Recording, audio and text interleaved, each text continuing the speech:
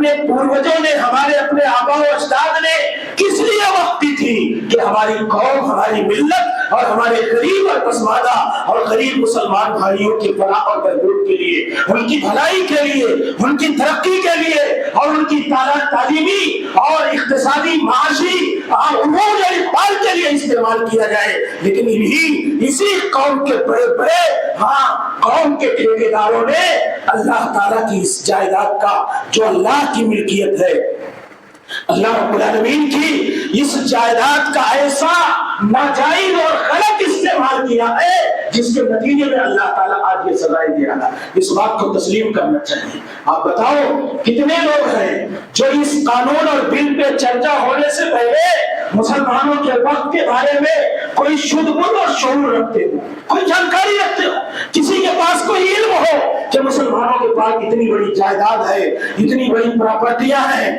جو مسلمانوں کے کون لوگ استعمال کر رہے ہیں؟ یہی داڑھی ٹوپی والے، یہی جھکو دستار والے، یہی بڑی بڑی پگڑیوں والے، جنہوں نے اس کا غلط استعمال کیا ہے، جنہوں نے ناجائز استعمال کیا ہے اپنی ذات کے لیے، اپنی فیملی کے لیے، اپنے سماج کے لیے، اور اس قوم اور ملت کے لیے نہیں بلکہ اپنے سیلف اور خود غرضیوں کے لیے انہوں نے استعمال کیا۔ یہ اللہ کا عذاب ہے، یہ اللہ کا عذاب ہے۔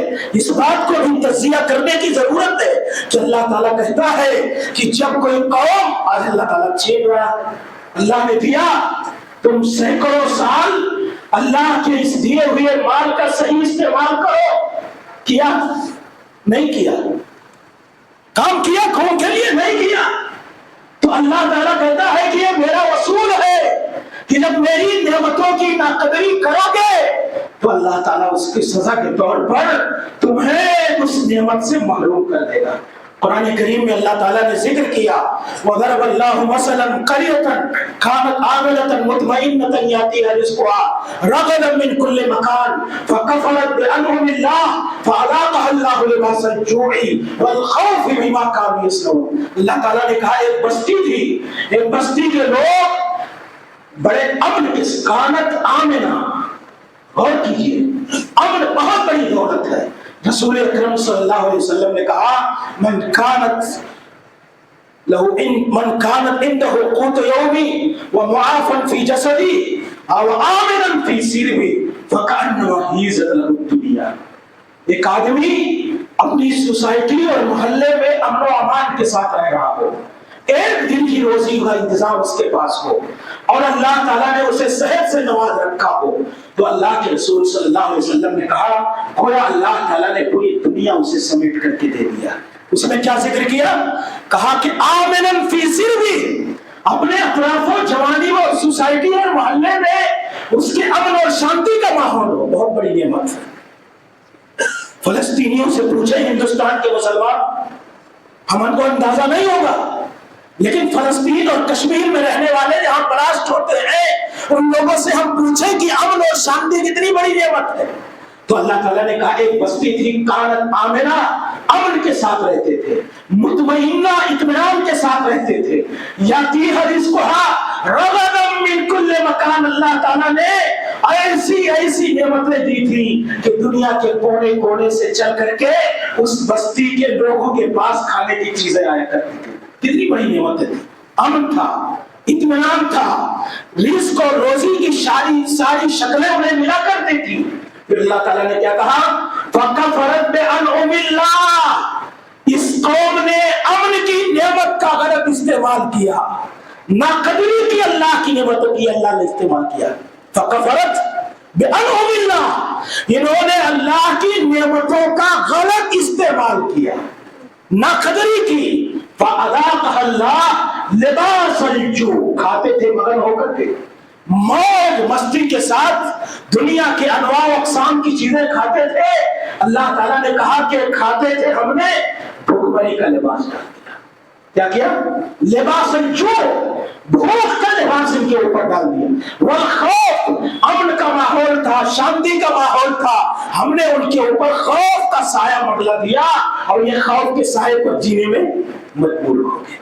لباس الجوع والخوف بما کانوا یصنعون، یہ ان کے کارناموں کے نتیجے کے طور پر، یہ ان کے کارناموں کے نتیجے کے طور پر تھا۔ تو میرے بھائیوں آپ اور ہم غور کریں کہ اللہ تعالیٰ کا یہ اصول ہے کہ اللہ تعالیٰ کی جب نعمتوں کی ناقدری کا استعمال کیا کہ نہیں کیا؟ آپ چلاتے کیوں؟ اپنی قوم کے لیے، ملت کی فلاح آپ نہیں جانتے؟ یہی آج یہ وقف کے جو املاک ہیں، جو اس کی پراپرٹیاں ہیں، ان ٹوپی اور جبوں دستار والوں نے اس کے ساتھ اتنا بڑا بڑا کرپشن کیا ہے کہ آپ جو ہم تصور میں بھی نہیں جاتے۔ قوم کی بھلائی کے لیے ان کا کوئی لینا دینا نہیں، آپ چلا رہے ہیں، قوم کو سڑکوں پر اتار رہے ہیں، قوم کی ہمدردی کا نعرہ لگا رہے ہیں۔ تو جب آپ نے غلط جرم کیا ہے، غلط استعمال کیا ہے اللہ کی نعمتوں کا، میں بڑی جرات اور وضاحت کے ساتھ یہ بات کہنا چاہتا ہوں، یہ اللہ کا عذاب اس حیثیت سے ہے کہ اللہ کی اتنی بڑی نعمت کا غلط استعمال کرنے کی سزا کے لیے اللہ تعالیٰ راستے بنا دیا کرتا ہے۔ یہ اللہ کا نظام ہے، اس سے ہم بچ کر کے نہیں جا سکتے۔ یہ بنایا کون نظام؟ یہ کس کی طرف سے ہو رہا ہے؟ یہ اللہ کا نظام ہے، یہ اللہ رب العالمین کا اسی کی طرف سے تھوپا ہوا سارا ظلم اور ساری آزمائشیں، ساری تکلیفیں یہ اللہ کی طرف سے ہمارا ایمان اور عقیدہ ہے۔ تو میرے بھائیوں ہم احتساب کریں، دو چیزیں، اپنے عملوں کا احتساب کریں، دوسرے ہم اس بات پر بھی غور کریں کہ ہمارے قوم کے سرماؤں اور ٹھیکیداروں اور پگڑی اور جبوں دستار والوں نے اللہ کی اس نعمت کے ساتھ جو غلط طریقہ رویہ اپنایا ہے، اللہ تعالیٰ سزا کے طور پر یہ سزائیں دے رہا ہے۔ ہم کو، ان کو، سب کو مل کر کے توبہ کرنی چاہیے، اللہ سے معافی مانگنی چاہیے اللہ تعالیٰ کی بارگاہ میں کہ یہ ہماری کوتاہیوں اور کمیوں اور خامیوں اور جرائم کے نتیجے کے طور پر نہیں کہ ایک نعمت تھی جو ہمارے لیے تھی، اور اللہ تعالیٰ اس نعمت کو چھین کر کے دوسرے کے حوالے کر رہا ہے۔ یہ اس بات کا بھی پیغام ہے کہ دنیا میں اللہ نے جو نعمتیں دے رکھی ہیں، ہمیں مسجدوں کی شکل میں، مدرسوں کی شکل میں، دولت کی شکل میں، صحت کی شکل میں، ہم اللہ کی ان ساری نعمتوں کا صحیح اور اللہ کی مرضی کے مطابق استعمال کریں، ورنہ اللہ تعالیٰ انفرادی طور پر بھی لوگوں سے ان نعمتوں کو چھین لینا۔ ہم یہ اس بات کا عزم کریں۔ تیسری چیز میرے بھائیوں، اس حوالے سے موجودہ ملکی حالات میں کہ اللہ کی طرف سے آزمائش نہیں ہو سکتی، اللہ کی طرف سے ہمارے لیے آپ دیکھیں، لیکن کیا ان آزمائشوں سے نکلنے کا راستہ یہی ہے جو ہم اور آپ اختیار کر رہے ہیں؟ اللہ تعالیٰ نے ہمارے لیے نمونے ذکر کیے رسول گرامی صلی اللہ علیہ وسلم کی زندگی میں، صحابہ کی زندگی میں۔ ہم ان نمونوں سے ہٹ کر کے ہم سوچتے ہیں کہ یہ ایوان میں کوئی بڑا آدمی ہمارے لیے کیوں نہیں آواز اٹھا دیتا ہے، بڑا آدمی چلا کیوں نہیں دیتا؟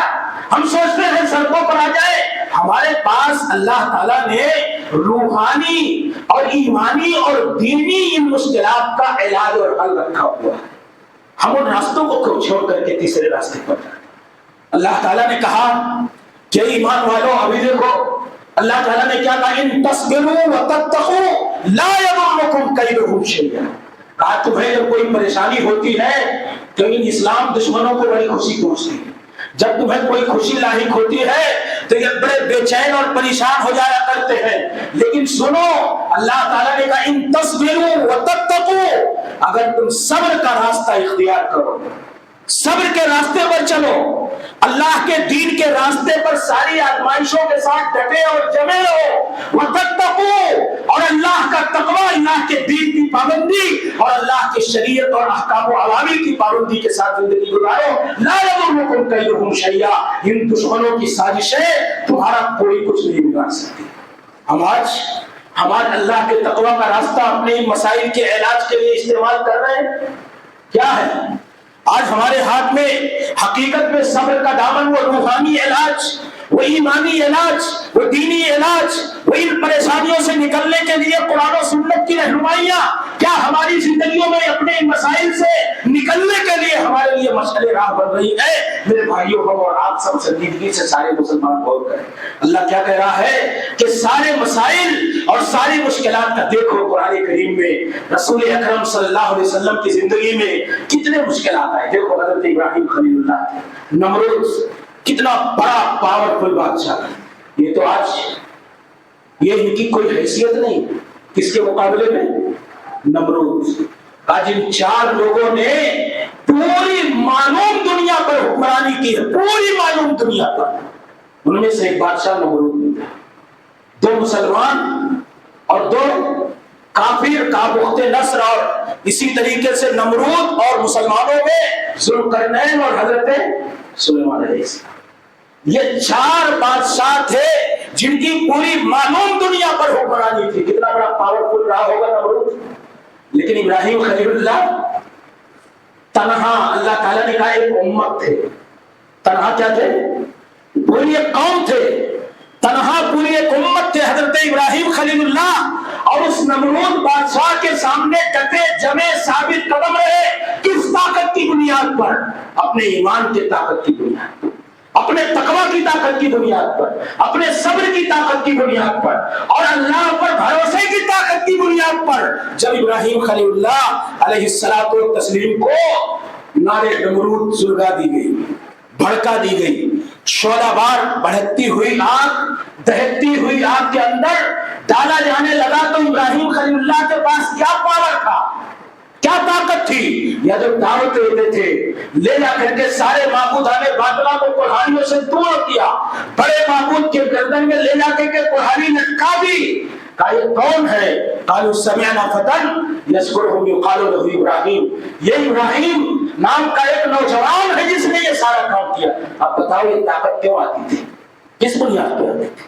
اور جب آگ بھڑکا دی گئی، علامہ اقبال نے کہا بے خطر کود پڑا آتش نمرود میں عشق، عقل ہے محو تماشائے لبے بام ابھی. بے خطر کود پڑا آتش نمرود میں عشق، عقل ہے محو تماشائے لبے بام ابھی. کہا نارے نمرود میں کودنے کے لیے ابراہیم خلیل اللہ چل دیے اور کہا حسبنا اللہ ونعم الوکیل، ہمارا رب ہمارے لیے کافی ہے. یہ ایمان کی طاقت تھی، یہ اللہ پر تقوی کی طاقت تھی، یہ اللہ پر بھروسے کی طاقت تھی، یہ اللہ کے ڈر اور خوف کی طاقت تھی، اور اللہ سے تعلق کی طاقت تھی، جس طاقت نے ابراہیم خلیل اللہ کو نمرود جیسے پاورفل آدمی کے سامنے آج ہمارے تقوی کا کیا حال ہے، آج ہمارے دین کا کیا حال ہے. ہم رمضان بھر فجر کے نمازی تھے، رمضان آیا تھا اللہ کے متقی بن جائیں، مسجدیں آباد تھی، اور جیسے ہی عید کا دن ہوا ہاں ہمارے نوجوان ہاتھ لے جا کر کے مال میں اور تھیٹروں میں فلموں کا ادگھاٹن کر رہے ہیں، ہاں، اور سڑک پر اتر کر کے اپنے دین اور ملک اور ملت کے مسائل حل کر. اللہ کا تقوی ہم احتساب کریں میرے نوجوان، ہمارے بزرگ، ہمارے نوجوان. حضرت اللہ کہتا ہے ہم تمہارے ساتھ. موسیٰ علیہ السلام جب فلما تری الجمعان، پیچھے سے فرعون آ گیا، موسیٰ علیہ السلام اپنی قوم بنی اسرائیل کو لے کر کے نکلے آگے سمندر، کچھ راستہ نہیں دکھ رہا ہے. لیکن یہ اللہ والوں کا واقعہ اللہ تعالیٰ نے اس کے قصے ذکر کیے، کس لیے ذکر کیے؟ گھبراتے کیوں؟ تم اپنی چالاکی اور دانائی سے اپنے مسائل حل کر لو گے. ایوانوں میں تمہارا کوئی دشمن تمہاری آواز اٹھا کر کے تمہارے مسائل حل کر دے گا. اللہ سے تمہارا تعلق کتنا مضبوط ہے اس پہ غور کرو. اللہ سے اپنی بارگاہ میں، اللہ کی بارگاہ میں اپنے مسائل رکھنے کے لیے تم کون کون سے تقویٰ کا، صبر کا، دینداری کا، شریعت کی پابندی کا، اللہ کی رضامندی اور خوشنودی کا، اللہ کی بارگاہ میں رونے اور گڑگڑانے کا کون سا راستہ تم اختیار کرتے ہیں؟ غور کرے، ہم غور کریں، مسلمان غور کرے، ساری امت مسلمہ غور کرے. حضرت موسیٰ علیہ السلام جا رہے تھے،